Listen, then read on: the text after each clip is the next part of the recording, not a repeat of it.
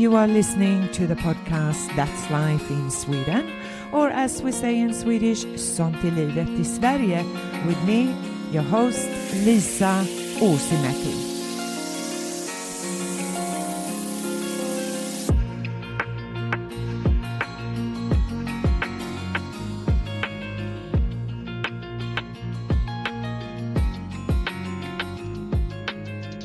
It is a privilege to welcome back Jane Caro to today's podcast.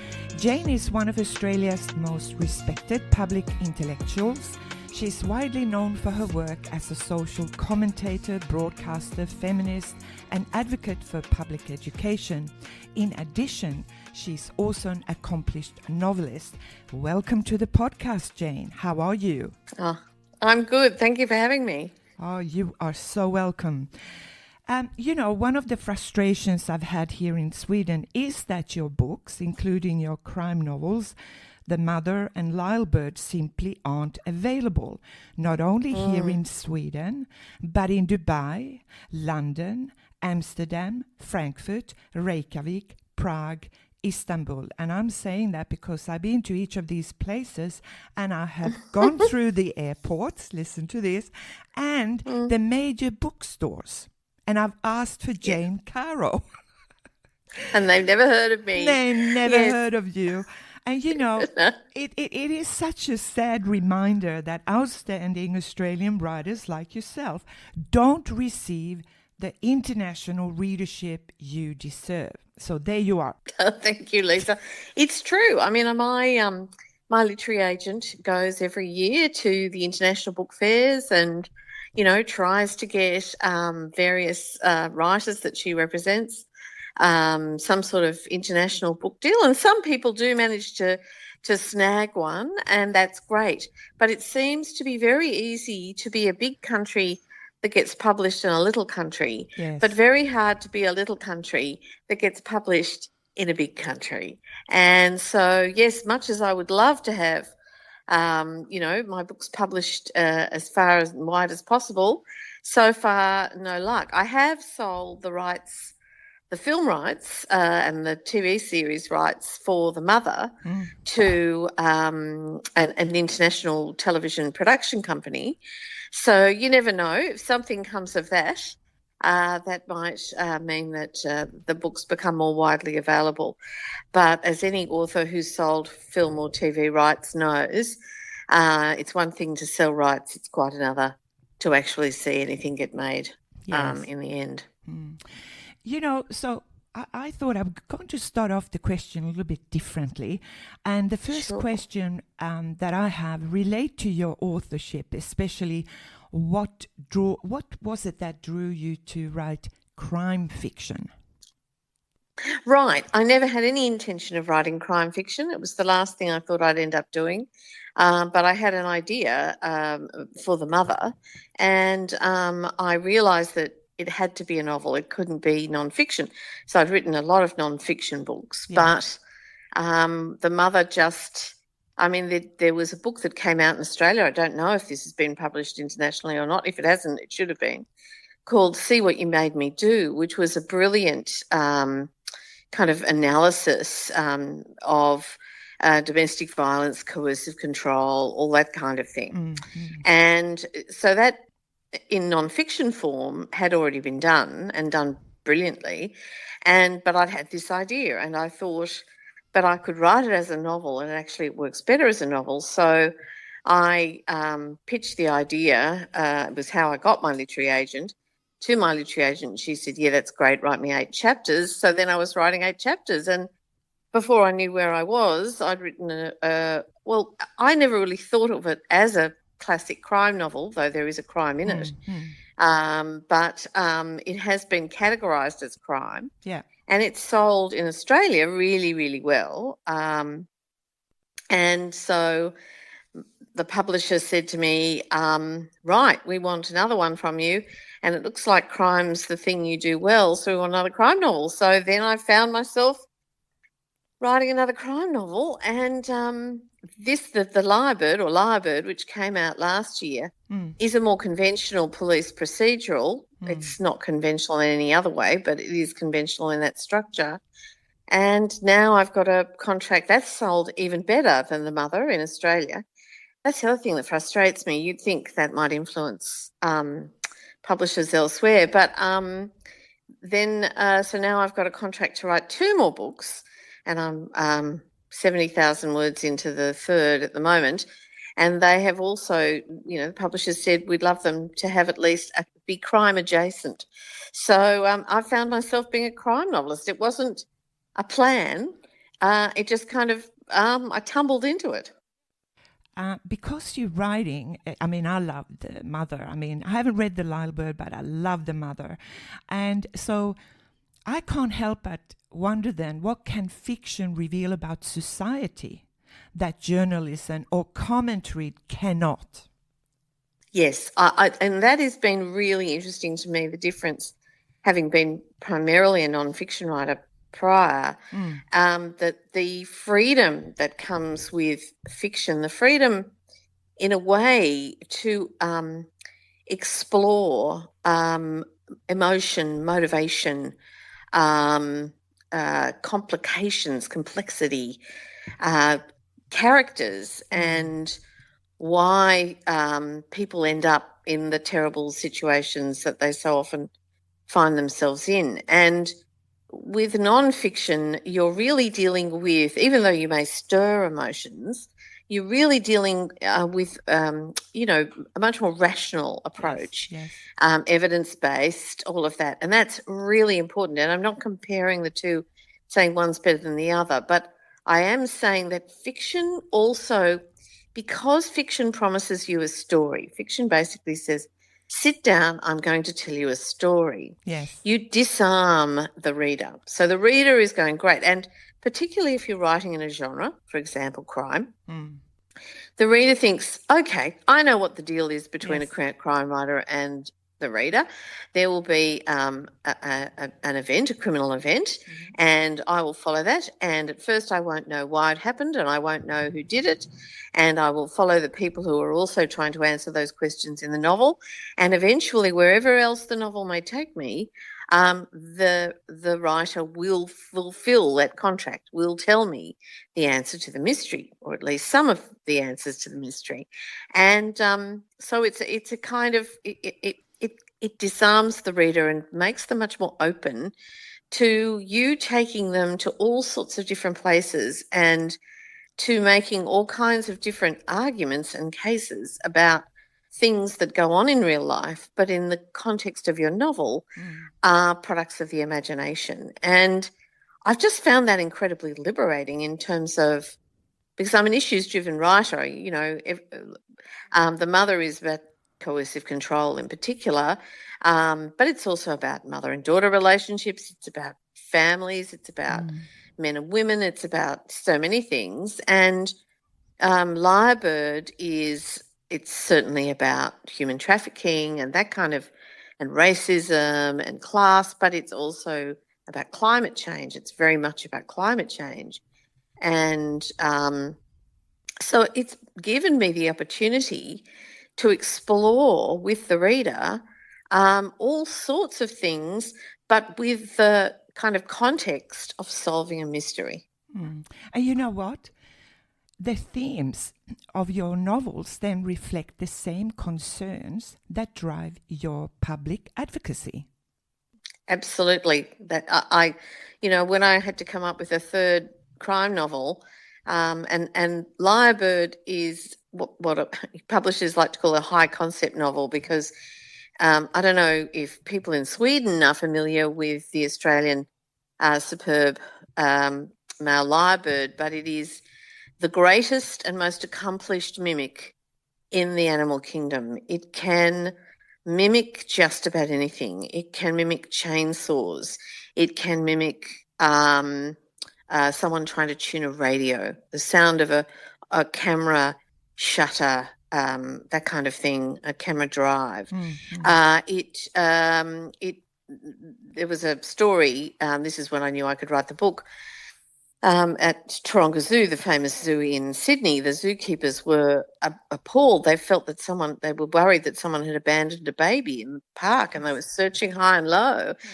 And in the end, they realised, no, it was the lyrebird that was mimicking a crying baby. So it's an extraordinary mimic. So I had the idea of what if a lyrebird witnessed a murder and would be able to reproduce the sound of someone begging for their life, which they would be able to do. And so I realised when I had that idea, I knew it was a strong and original idea, but I also thought to myself, this allows me, because what I'm basically showing is that the natural world bears witness to the crimes of humanity and actually is sounding the alarm about what human beings are doing to themselves, but also to every other living creature.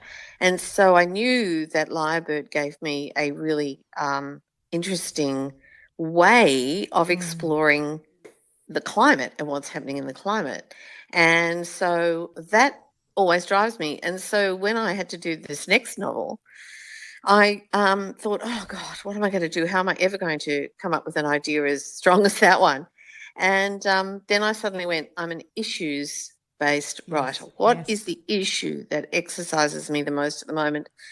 And then I knew I had my theme. But I can't tell anyone what that issue is because it would be a spoiler. Yes, you can tell me really quietly. Give it to Not me. Until we're off the air, I can't. All right. No, look, I just think it's fantastic.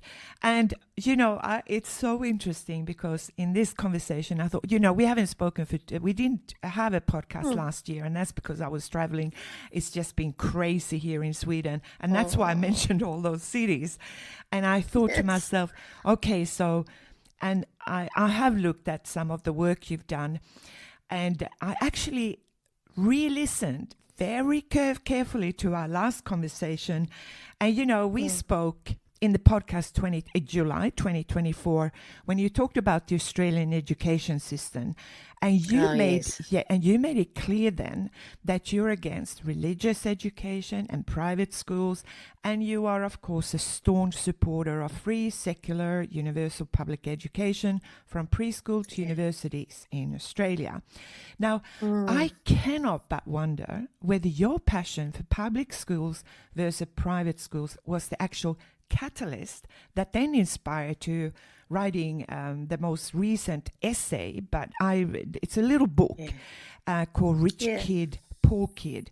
So can you talk about why the book? Because this is not a fiction. This is actual factual. No. Yeah. This is non-fiction, yes.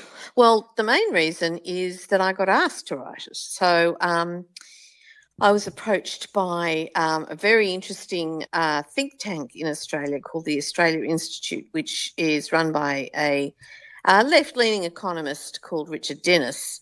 And he is very exercised about, the damage that neoliberalism has done to Australia as it has to so many countries around the world. And in Australia, we have taken it to the nth degree in our education system, to disastrous results. And so he asked me if I would be interested in writing a 20,000-word essay for their new publishing arm called Vantage Point. And I said, yes, I would be happy to do that. Even though I was busily writing another novel, I went to my fiction publisher and said, look, I've been asked to do this. I'd like to do it. And she said, yes, that's the kind of interruption that I like. So that was very good.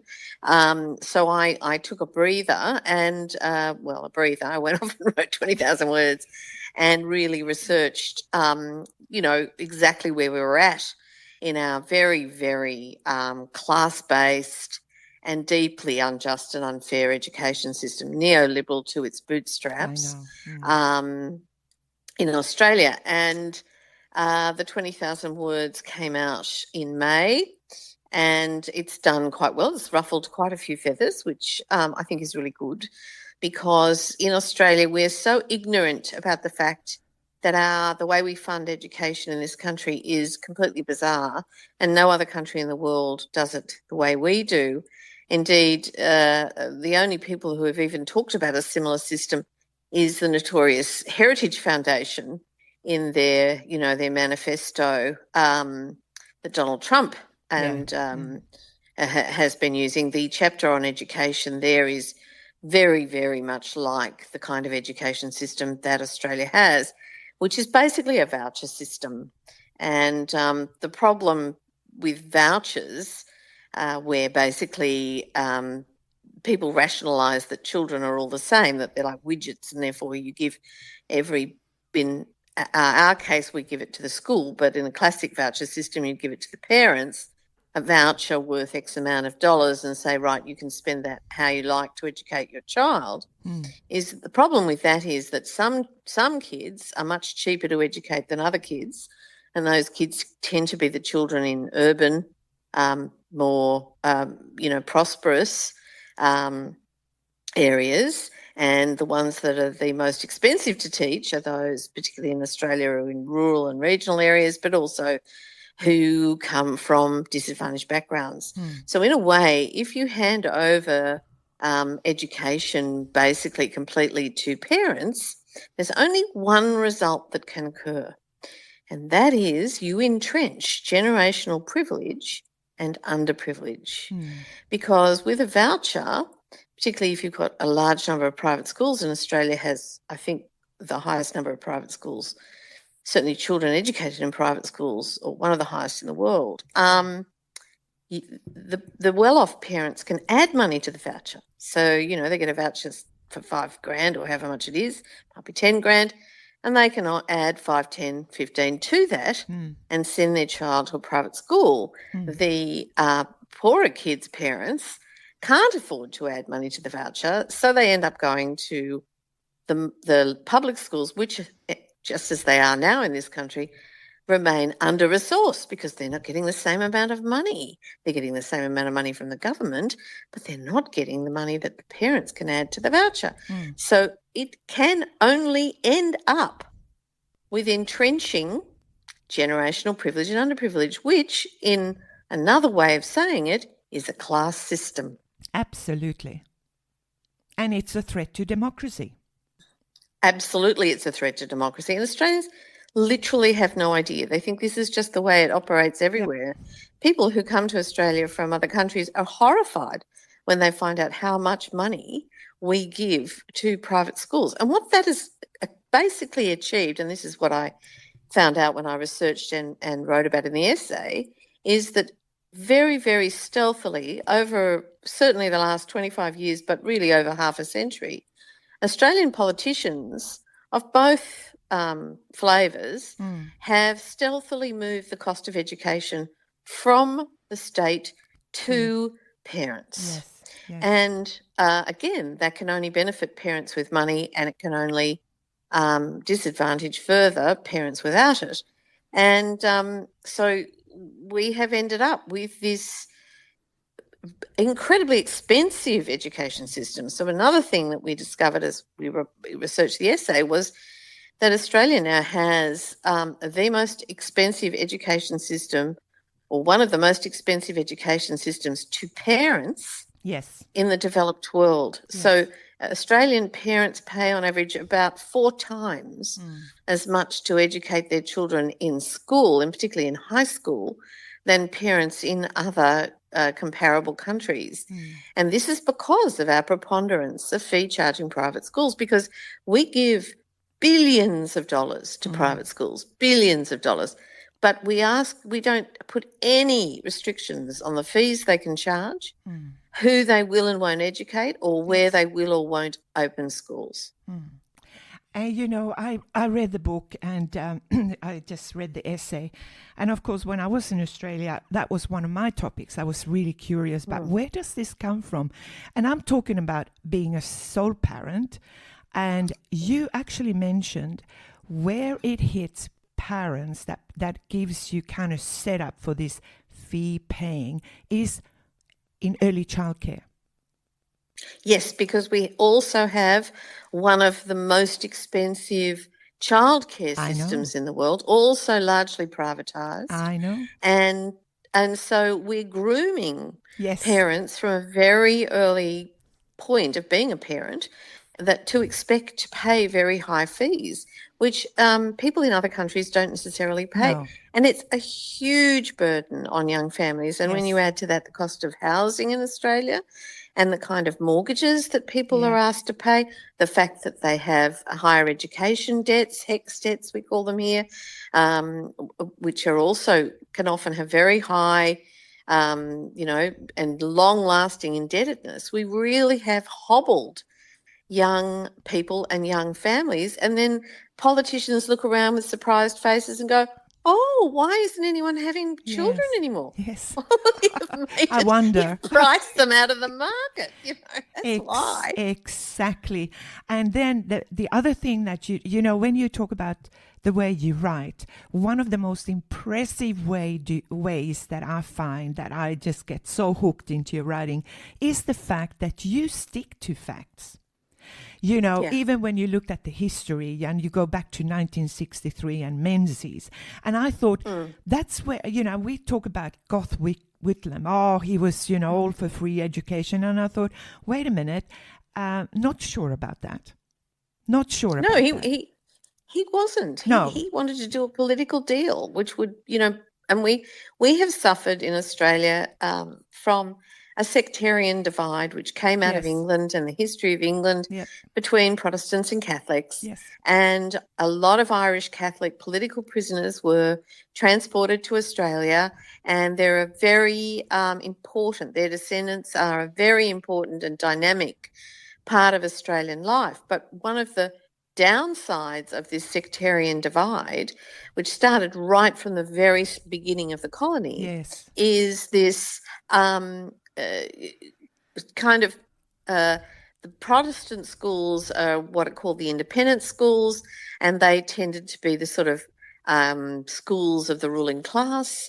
Then there were the Catholic schools, which were often systemic Catholic and for a long time quite poor, particularly during the baby boom when there were so many children, and then of course people stopped wanting to be nuns and priests, and the Catholic system had a wonderful pool of basically unpaid labour, particularly amongst nuns for decades, but then they had less and less of them, and they had to start paying their teachers to keep their schools running. And even though the Catholic Church remains one of the richest institutions on earth, they turned to the Australian government to subsidise them.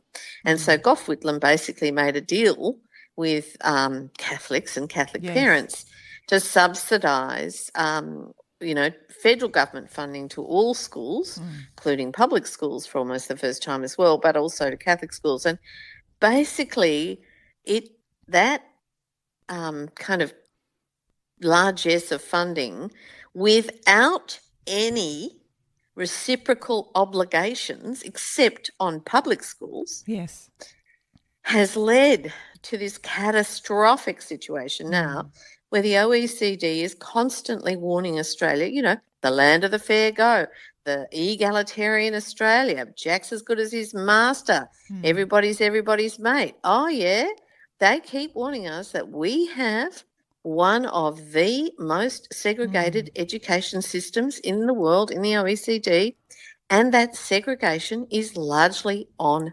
social class. Exactly, and the power of politics and the power of the politicians.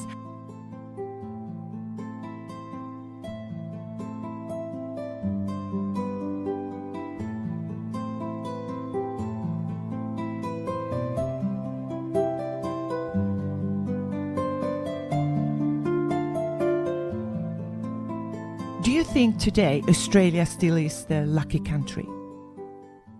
In some ways, we remain very fortunate. In a way, we've been able to sustain this ridiculous, incredibly inefficient and expensive education system because we have been lucky, in inverted commas, in terms of the amount of resources that we have compared to the, level of population. And so there's been this real boom in terms of digging things up out of the ground and selling them. The Australian public doesn't make much money out of them, which is another bone of contention for the Australia Institute.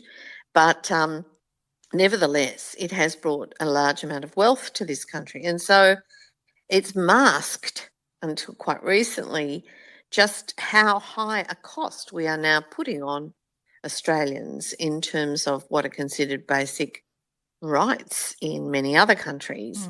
And so that luck, in a way, has been a false god. It's allowed us to do things that in the long run are beginning to blow up in our face. And so there's that. And I think we are, to some extent, lucky because we are a very multicultural country. And whilst we have our own homegrown populist right-wingers like Pauline Hanson and One Nation, we have been extraordinarily peaceful and unruffled, or mostly, by the kind of racist violence. I mean, we had the terrible shooting at Bondi Beach at the end of last year, so it has come to us. But before that, our major shooting had nothing to do with race. It was a crazy person, and we changed the gun laws immediately. So that's another piece of luck, that sometimes our governments do the wrong thing, but occasionally when it's really mattered, they've done the right thing. So like most countries, I guess, we have a mixed good fortune. I also think that at this current time in the world, being a long way away from most other places is probably a bit of good luck. Yes, it's a good thing. It helped us to, in a way, keep out of and not suffer perhaps quite as much as parts of Europe, for example, have suffered with Donald Trump's bizarre hostility. I don't think we've had that. And so, you can list the good luck, but you can also list the bad luck. And the bad luck is still a legacy of the old prejudices that we inherited from the people who settled us. Yes. And the other one, when I was thinking about the education, there was the Gonski Report, and you mentioned Gillard and how she had the opportunity, because she even had from the opposition to support the Gonski Report. And of course, right. And I remember at the time being in Australia, all lecturers and all the universities that I was working at, there was an enormous support for the Gonski Report, but there was also a suspicion whether it would go through or not, and I suppose it and I can never understand, why didn't just the report go through? Why wasn't it just accepted? Do you know what I mean? Yes, absolutely, because Julia Gillard was worried that she was going to lose the next election, and she saw the Gonski Report as a way of perhaps shoring up some votes. And so she dragged her heels, and she didn't legislate it as soon as it came through. Yes. And a delay is a really bad idea in politics, because as soon as you delay a change, because there's a lot of people who don't like change and don't want anything to change, the people who feel like that start white-handing. And that's exactly what happened. Those whose interests would have been negatively affected by the Gonski Review began white-handing the report, and she actually only managed to legislate it on her last day in government, before she was toppled again by the person she'd toppled to be Prime Minister. And then, of course, the Labor lost government. And then we got 10 years of ghastly, useless neoliberal prime ministers who kept revolving in and out of office because they were all as useless as the one before them. And in that time, those prime ministers were able to basically water down the Gonski Review and keep giving private schools more money. There is even a private school fund, which is called the Choice and Affordability Fund. Ooh. It's not available to public schools. It's only available to private schools, Okay. which was kind of given to them to say, well, some of you might lose a little bit of money under the Gonski Review, so we'll give you this to stop that happening, which was the exact opposite of what should have happened, because, when you have some, like every private school in Australia, bar a handful in the Northern Territory, is overfunded according to, and this is the last bit of the Gonski Review that is still standing, a measure called the School Resource Standard, which is the amount each school needs, looking at who they teach, where they're located, all those kinds of things. Each school needs to do their job adequately, not brilliantly, but adequately. Well, every private school is overfunded according to their School Resource Standard, and every public school, bar a handful in the ACT, is underfunded according to their School Resource Standards still, and some of the private schools are overfunded by as much as 200%. So they could definitely afford to lose some of their public money. And that public money could go to the underfunded public schools that are dealing with much higher degrees of difficulty amongst the students that they enrol, because the private schools have basically been able to isolate themselves at the, easiest and most economically viable end of education and leave the difficult end to the public sector. But because this is so difficult, it seems to be very easy to take money off poor people, but incredibly hard to take it off rich people. And so even though the current Labor government keeps saying we fully funded public schools, they actually, if you read the fine print, they say we've put them on a pathway to being fully funded. And in fact, they won't receive full funding until, according to their School Resource Standard, until 2034, which is when kids in kindergarten today will be in year 9 in high school. So progress is glacially slow, and public schools to get that SRS money that they're entitled to will have to meet certain benchmarks in terms of performance and attendance. I keep asking the same question of our education ministers. What benchmarks do private schools have to reach in return for their public funding? And the answer, though they never give me one, is nothing.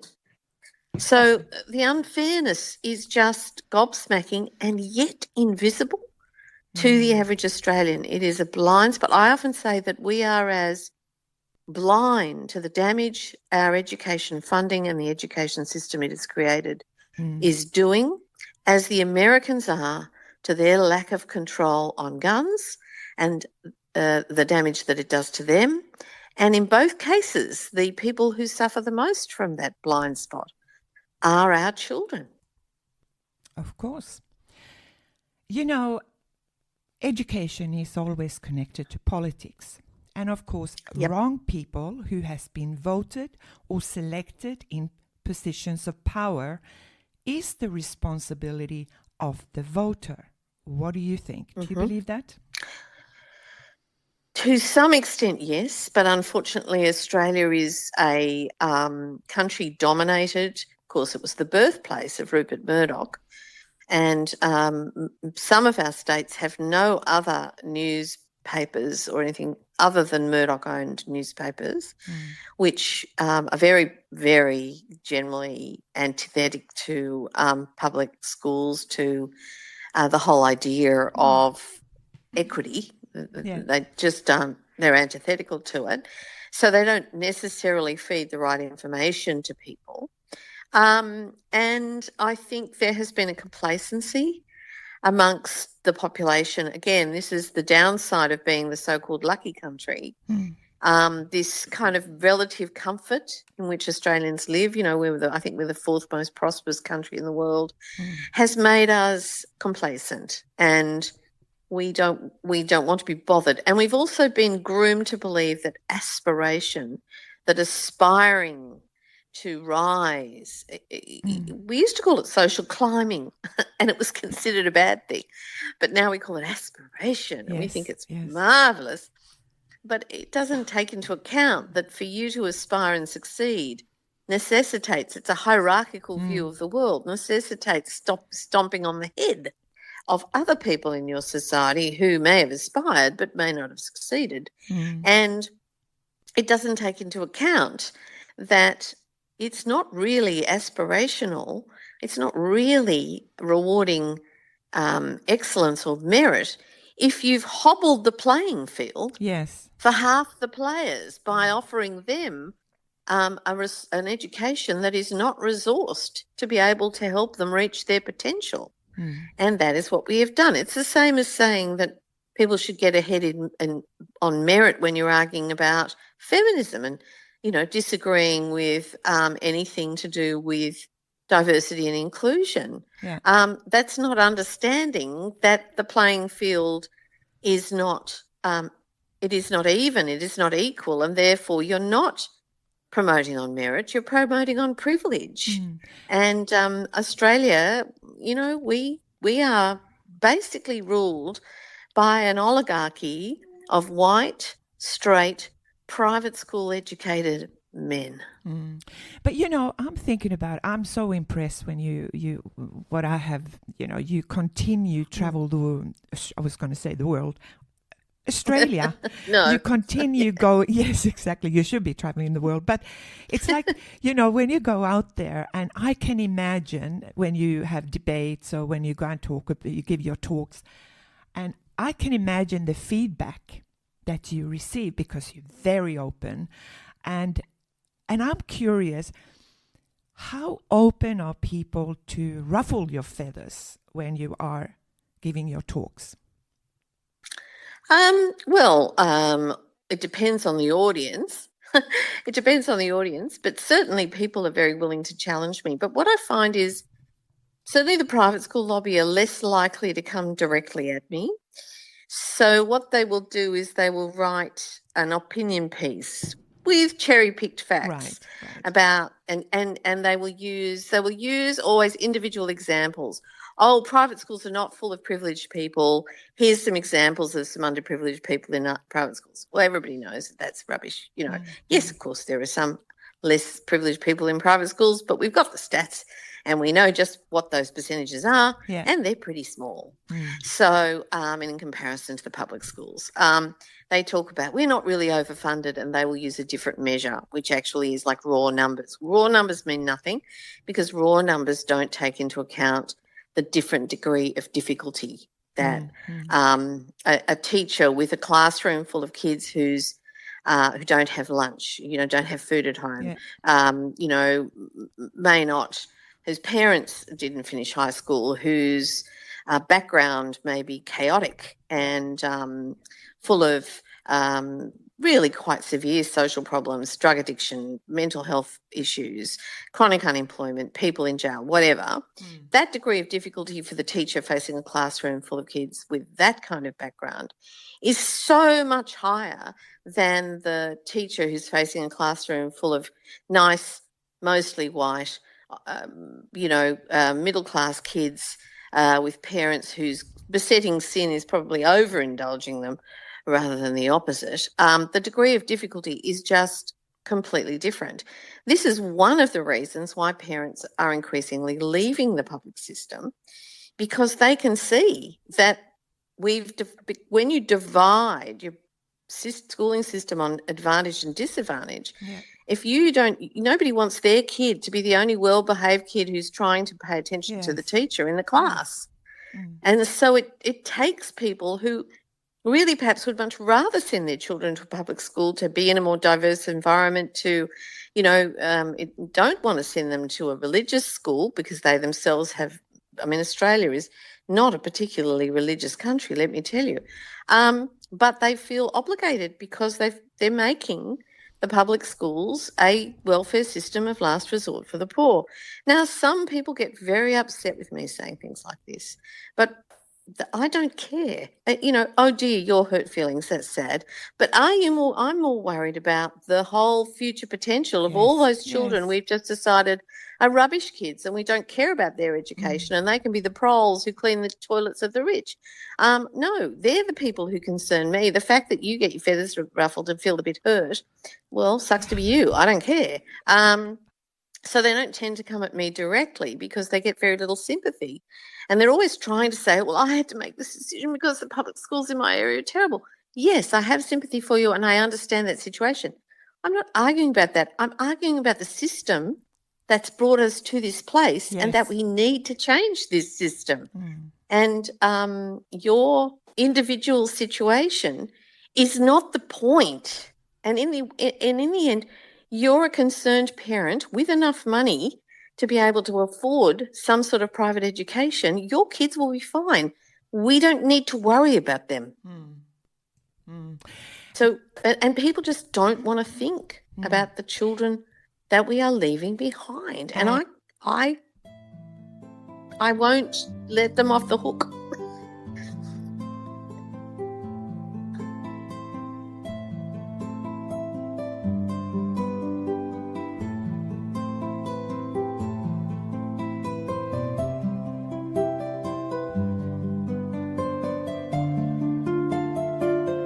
What responsibility has the voter? Always a responsibility to stay informed, but I kind of recognise that that's it's a sort of utopian desire, and it's obvious that voters get the governments they deserve. But I do think that when you've hobbled your education system the way we've done here, there's method in that madness.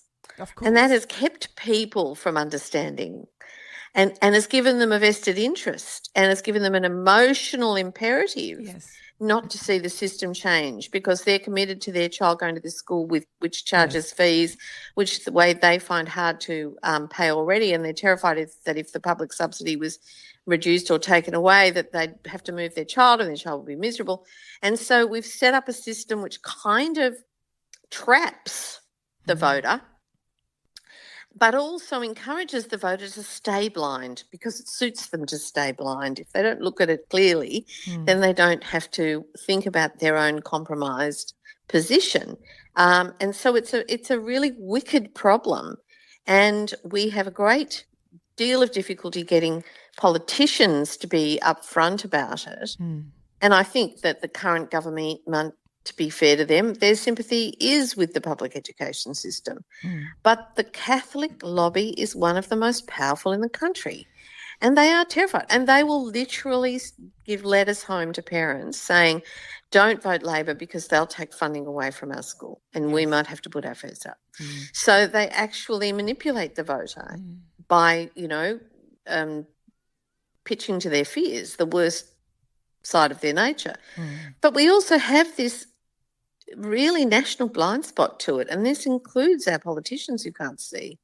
I mean, we've got at the moment happening a royal commission into social cohesion in Australia, and this came out of the terrible attack on Jewish Australians at Bondi Beach and the cries of anti-Semitism and all that kind of thing that gave rise to that appalling incident. And that's really great. But I tell you what's not getting mentioned in that Royal Commission, although I know there have been submissions making this point, what is having one of the most segregated education systems in the OECD doing for social cohesion in this country? Our kids don't even get to meet one another. And so, I mean, we've sliced and diced our kids. We've got Jewish kids in Jewish schools, Muslim kids in Muslim schools, Catholic kids in Catholic schools, though a lot of kids in Catholic schools are not Catholic. We've got girls with girls, boys with boys, smart kids with smart kids, sporty kids with sporty kids, creative kids with creative kids. We've sliced and diced our kids in every way possible, and then we go, why is our society not cohesive? Yes, exactly. And you think, well, because look at what we're doing. But I think I think societies willfully blind themselves to what is clearly obvious sometimes to outsiders, because it's I've often said this: people will only change when it gets too uncomfortable to stay the same. And I don't think Australians are quite there yet. Americans may be getting there. They may be getting uncomfortable enough to change. I'm just thinking that this is just a case of where children are kept hostages. So it's like, Yes. it's the power of and exactly what you're saying. All parents want the best for their kids. It doesn't matter who they are, where they come from. And for the system to keep children as the hostage, yes, I understand that, and that makes it even more serious to have people like yourself. This is how it is, and these are the consequences, and I'm so I just so happy when you go around, because I think to myself, she keeps talking, she's not shutting up, she's keep talking, and I think that is what I can we be need. very boring. Yeah, no, I don't think. Well, you might be boring because not to those who understand what your message is or want to understand. It might be boring to someone who has got a child who they're sending to school, and they don't have the money. They don't know how they're going to pay for the school uniforms for the next year. So that's right. Well, it's now one of the leading causes of bankruptcy proceedings. Exactly. So, I mean, it's not helping parents. It's not helping kids. No. Our results have not improved on the global stage. It's really hard when I ask people, please point out the benefits of this system. And the only thing they can ever point to is parental choice. And exactly. I go, but it's only for some parents, those who've got money, or a hyper desirable child. And it's also, is parental choice, should that be the primary goal of an education system? Shouldn't it really be to give every child the possibility of reaching their potential? Shouldn't that be regardless of who their parents are? And people just kind of huff and puff about that. So, I will keep rubbing Australia's nose in it. And I would say that I'm very heartened that there has actually been a bit of an upswell, a bit of a change of the conversation recently, because I think that the OECD telling us about this segregation over and over is starting to make us feel a bit uncomfortable. And there is, Australians are not as well off as they used to be. Like most of the middle class in the rest of the world, we're all, because I do think that the neoliberals, the libertarians, the billionaire bros, all of that, we used to be customers, then we became consumers. Now I think we're prey. And that we are starting to realise that all of this much vaunted private enterprise and capitalism allowed to run rampant is not making things cheaper for us. It's making the trillionaires even richer and us even poorer. And so that is starting to bite as people do the very sums you were just talking about and start to think, I can't afford what this society is asking me to pay. And that is starting to have an effect. So there is a level of a change, I think, and I'm hopeful that might, well, basically I think what I'm aiming for now, I mean, I would love to see all public funding to private schools gone, but I don't think that's realistic in the current situation. So what I think a few of us are pressing for now is reciprocal obligations in return for the public money. And there may be many ways of doing that. One would be to say, if the school is receiving in fees alone more than it costs to educate the average child in a public school, remembering that kids in a public school are more expensive to educate than kids in private schools because of the segregation, then maybe we won't give you much more public money because you're already getting as much as you need to do your job. Now, that would be a really interesting thing to happen because that would actually reduce the price for parents, if that happened, because a lot of schools would try to keep their fees lower so that they could continue to get some public funding. At the moment, there's no incentive for them to lower their fees, and they go up by up way above the rate of inflation every year because they can.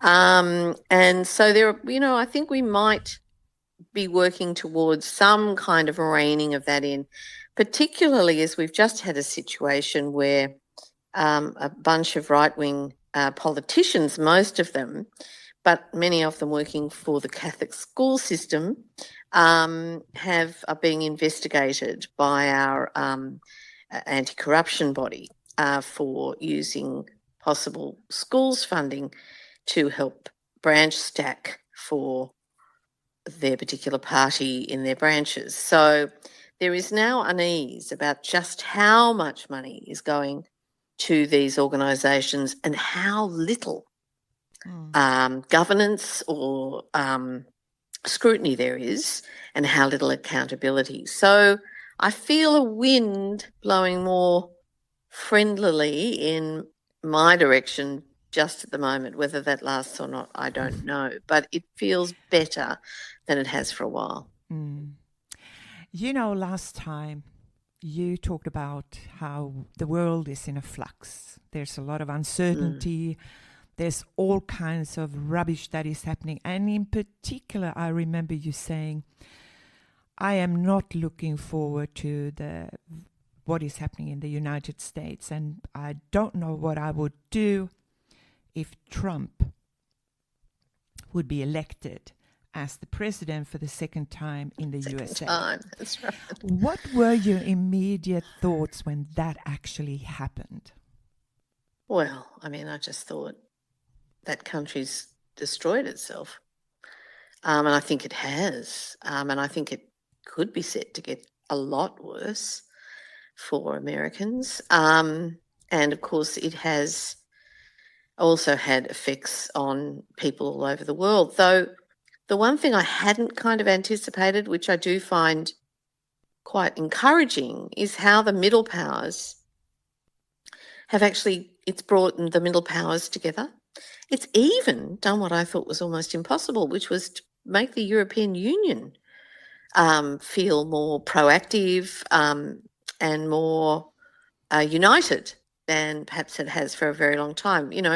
There's nothing that unites people as much as a common enemy. And I think the extraordinary thing is the Americans have managed to turn themselves into the common enemy by electing, a mad king, really. That's what they've elected. And it's had a terrible price on them. I mean, Americans are being shot in the street by their government employees. And people are in detention camps, and they're not necessarily have any criminal record or have done anything wrong except possibly seek a better life for their family. I mean, this is just extraordinary. And they have basically, I think, lost the trust of the rest of the world. And I don't know that they'll ever get it back. And they may think, who cares? But actually, they should care. It matters. I mean, this ridiculous war with Iran, the Hormuz are open, they're closed, we're best friends, we hate each other. I mean, it's just, I think people are just going, well, this is boring apart from anything else, and we just have to get on as best we can in the situation in which we find ourselves, and nobody is going to be trusting anything the Americans say, because their president can change his mind on, and does change his mind on, a whim, and it appears that the entire political system is completely incapable of doing anything to control him. Now, whether the midterms will have some effect on his ability to just ride roughshod over the world, I don't know. I hope so. But, they're busily trying to rig those elections. And it's horrifying to watch. It's also a wake-up call for all of us who've been, complacent about the security of the democracies in which we live. Absolutely. And that we need to really, really watch the inequality. And we're back to this whole thing that is also very much about rich kid, poor kid, the endemic inequality and the widening gaps between the very, very rich and the rest of us, and particularly those at the bottom and those who are terrified of falling further to the bottom. Because every time that's happened in the history of the world, there has been bloody revolution. That's when, I keep saying, I hear the faint rumble of tumbrils, all over the place. And these smug trillionaires, Yes. well, Louis XIV and his mob, the aristos in France, out there in Versailles, they thought they were untouchable too. Nobody is. The Tsar in the, palaces of Russia thought he and his family were untouchable. Nobody is. And history is quite clear. So, yes, we are in a very precarious historical moment. And for middle powers, I think Mark Carney has been an absolute breath of fresh air. And I often think cometh the time, cometh the man, and occasionally the woman, but, we keep trying. Yes. But Mark Carney is really a very powerful voice, and right on the edge of America too, which is quite interesting that they have to, I suppose, be in the forefront of the resistance, like Mexico, which is also cometh the hour, cometh the woman. She's fabulous. So the rest of the world is looking at Trump and going, this guy is completely insane. The people that elected him are clearly also insane. The political system in America is not fit for purpose. We can no longer hook our destiny to them. We have to separate from that, and we have to look to one another, and we have to say, how do we, who do not want to invade other countries or get more Lebensraum, we're not interested in that. We just want to maintain our, liberal democracies with a reasonable standard of living for our populations. How do we band together to maintain, in a way, our civilizations? And there's something hopeful in that, whether it's enough, whether it, can defeat the crazy. I mean, I really do feel like I'm in a bit of a Bond movie, and there's a whole lot of Blofelds, stroking white cats. Plotting me and Mr. Bond, I'm going to take over the world, all that stuff. Yes. What it really does next? feel like what country is next? Exactly. Trump We're going to buys. take Greenland. Oh, that was a joke. I mean, well, exactly. But, even threaten Canada. I know. And you just look at this man. And Venezuela, he actually did go in and topple the president. And Cuba is being systematically broken. And, of course, we've got Netanyahu, who's another complete maniac, committing horrendous war crimes in Palestine and Gaza. And he is also aided and abetted by Trump. And so on all sides, we have unleashed the lunatics, and it's hard for the sane to bring them back under control. But we are beginning to band together. I see our Prime Minister, Anthony Albanese, who in many ways is not inspirational. He's not a charismatic Prime Minister, but he's canny, and I think he's a good and decent human being. And he and Mark Carney seem to give each other a bit of courage, which is really, really nice to see. And that's got to happen more. And I think some of the American states, like California and Gavin Newsom, and, of course, the new mayor of New York. Now, there's a really hopeful development. And the people of Minnesota, who really stood up to ICE and in a terrifying situation. So wherever you look, there is always an action and then an equal and opposite reaction. And I'm encouraged by some of the reactions, but still so many good and decent Americans. I've just come back from the UK where we had a guided walk through the Cotswolds, which was beautiful. Mind you, the temperatures, thank you, climate change, were astronomical, but even to an Australian. But my husband and I walked, unbeknownst to us, though we found out on the course of the walk, with 4 Americans from Georgia who were Trump supporters. And what was fascinating was listening to them talk about it and trying to puzzle out why otherwise good and decent people still put their faith in this lunatic.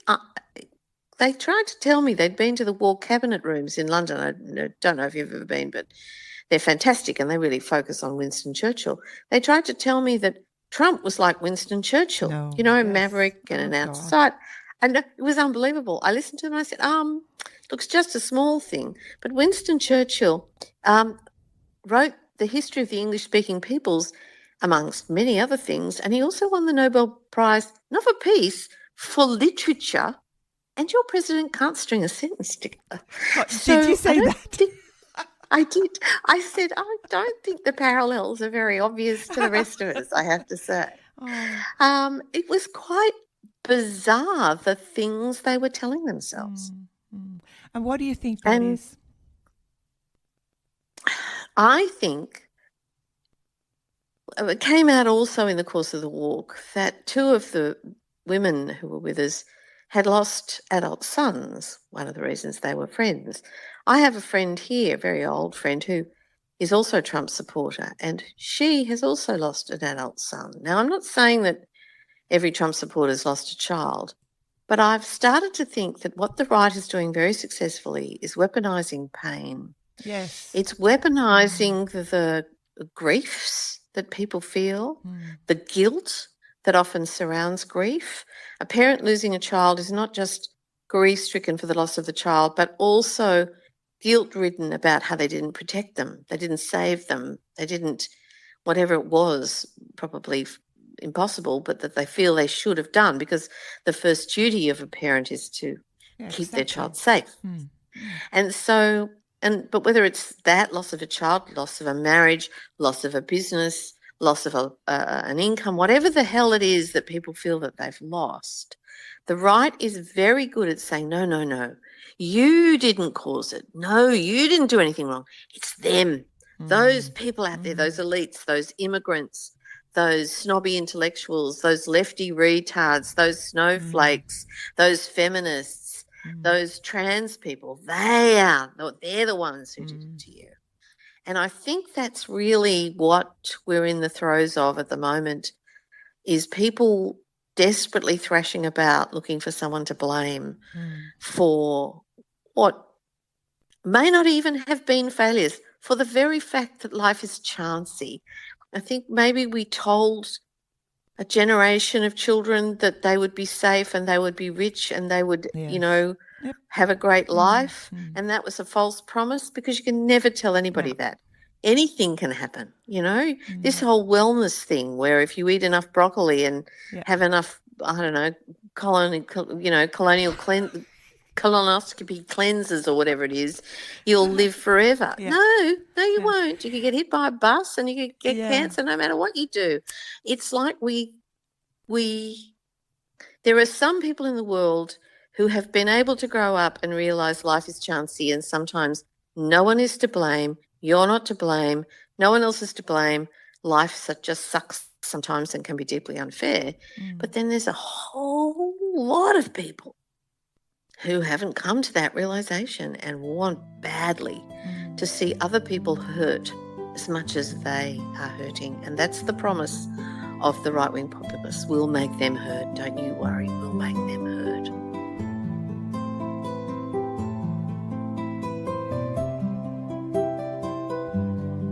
What we are seeing is politicians playing to the very worst side of human nature, not the best. And that's what those kinds of totalitarians have always done. There's nothing new about it. I mean, Germany was utterly traumatized after the First and Second World Wars, and the First World War and the Depression, and then Hitler came along and said, no, it's not our fault. Yeah. It's them, those people out there, and the Jews, and the intellectuals and the trade unionists and all of that.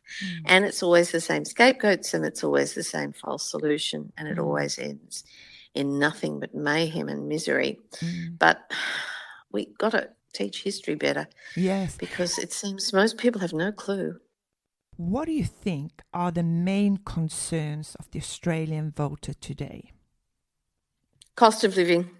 It's big cost of living, and it's become very internal. People are very concerned about cost of living, and this is not helped by the fact that they all feel they've got to send their child to the school they can most afford, the most expensive school they can afford, and yes, their energy prices are going up, just like the rest of the world. Food prices are going up, rent's gone up. Now, housing prices are starting to fall because of policies designed to do that.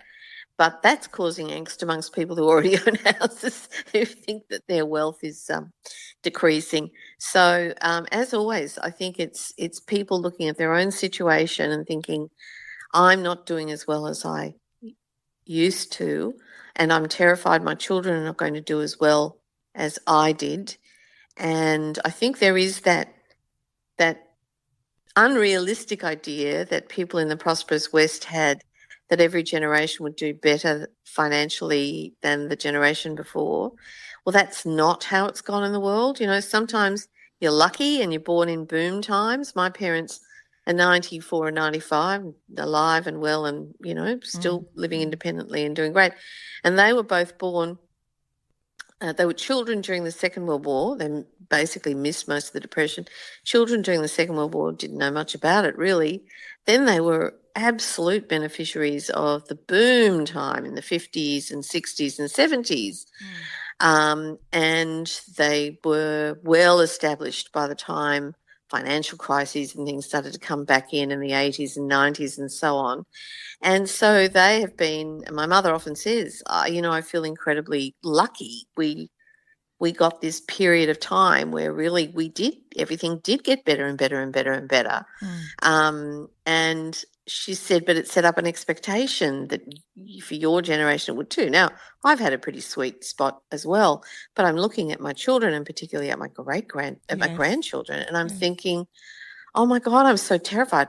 Now, I'm not particularly terrified about the cost of living for them.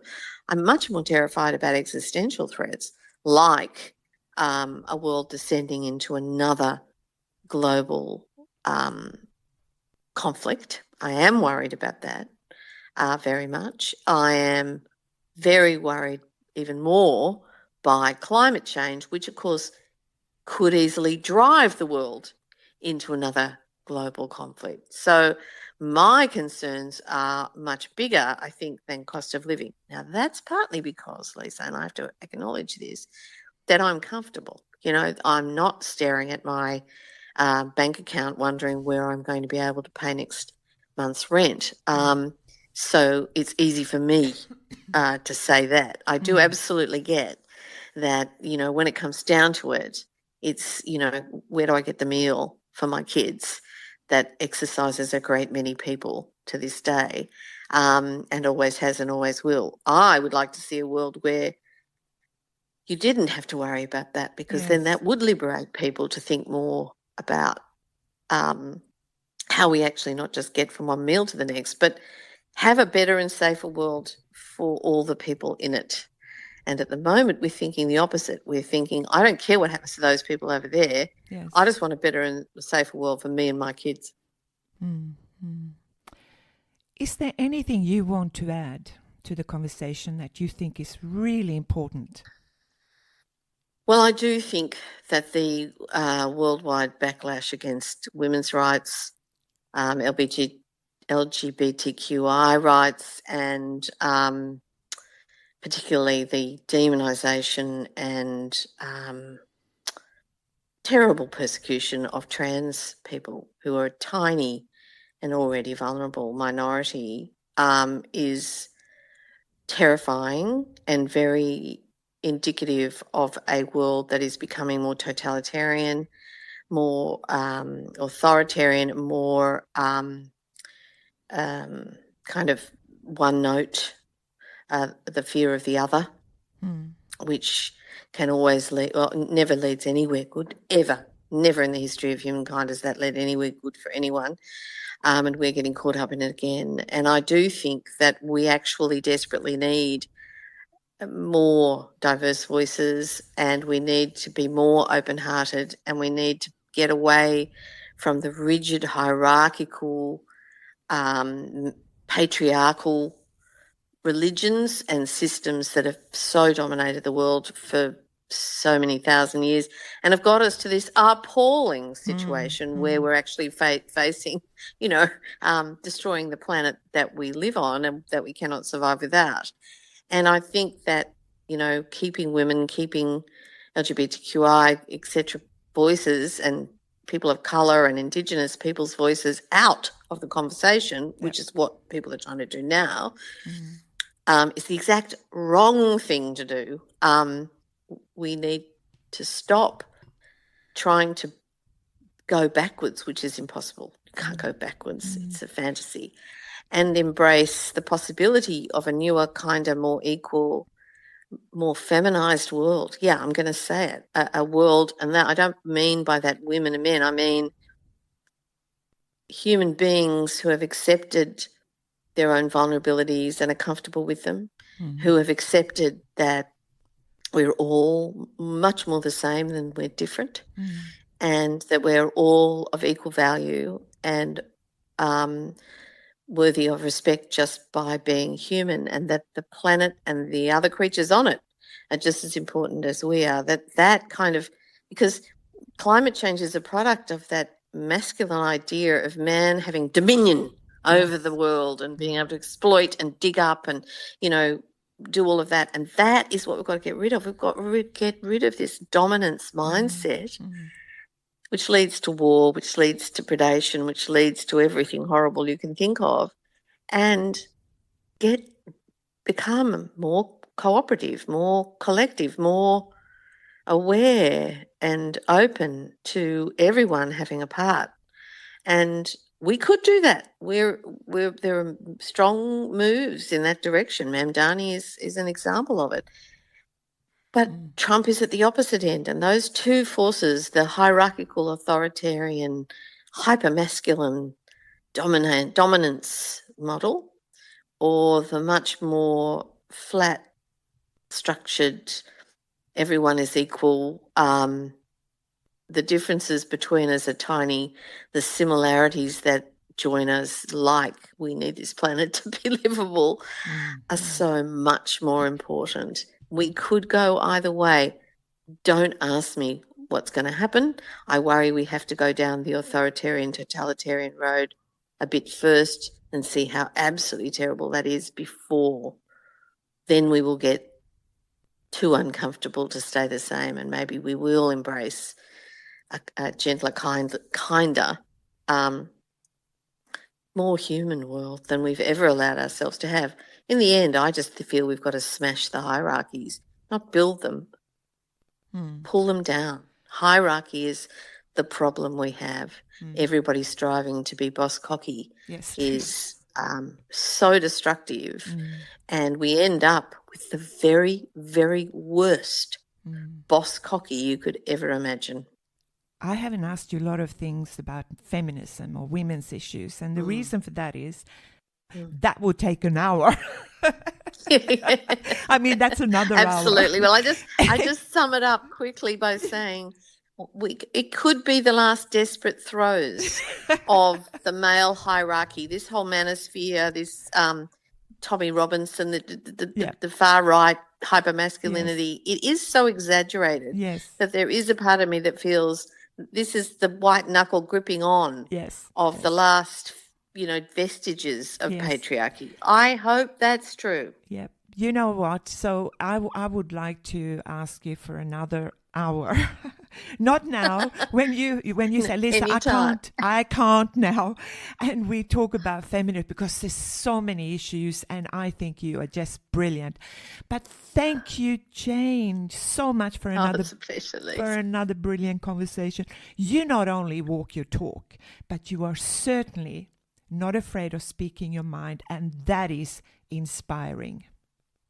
It's also sad, isn't it? Because everybody should not be afraid of speaking their mind.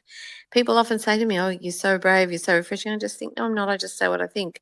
And the tragedy is that there's a career there, Lisa. I've made a career out of saying what I think. There shouldn't be a career in saying what you think. It should be what everyone does. Yeah, but that's what we talked about earlier. Why are people not coming, speaking their minds or asking those They're questions? afraid, I suppose. Yes, afraid of being, and you mentioned that even in the last podcast, you know, but you've been brought up to speak your mind. A lot of girls particularly are not necessarily, it's not very nice to speak your mind. And if you do speak your mind, make sure you pronounce the words correct. Do you see what I mean? That's right. Do you know yes, what I mean? Absolutely. Don't make a mistake. Don't make a You're mistake. not allowed to make a mistake and be a girly. No. Exactly. Look at Hillary Clinton. My goodness, her emails in comparison to that man? Oh, my God. It's just, if you don't think we need feminism, just look at those two people. Or even Kamala Harrison. Look at those two people and go, you like him over her? Yeah. What is wrong with you? Exactly. And that was the question again about the voter. And, you know, I mean, it's just horrendous. And blinded by fear and pain. And not speaking up, not asking those questions.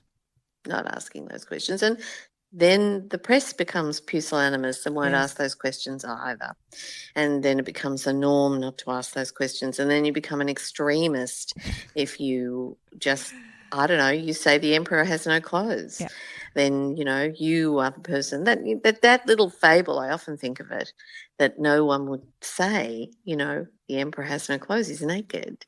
And that's the world we're in right now. No one's saying it. Thank you so much.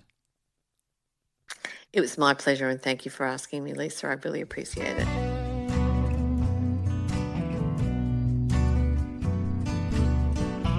And you have been listening to the podcast Sånt är livet i Sverige, or in English, That's Life here in Sweden, with me, Lisa Åsimäki. Till next time, take care of yourself and each other. Bye for now.